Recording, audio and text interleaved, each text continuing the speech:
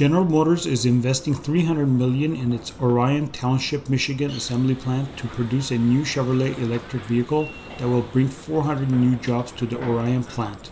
Today's announcement is part of GM's new commitment to invest a total of $1.8 billion in its United States manufacturing operations, creating 700 new jobs and supporting 28,000 jobs across 6 states.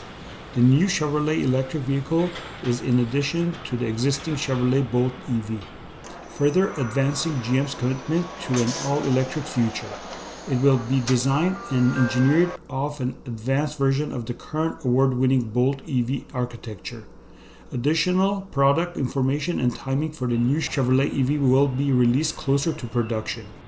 These announcements continue something I want to be very, very clear about. GM is absolutely committed to investing in and growing good-paying manufacturing jobs in the United States, jobs that strengthen us today and will improve our position for the future. Both of our announcements today reaffirm that commitment, our commitment to bring more manufacturing jobs and investment to the U.S., and our commitment to furthering our investments in new technology and an all-electric future.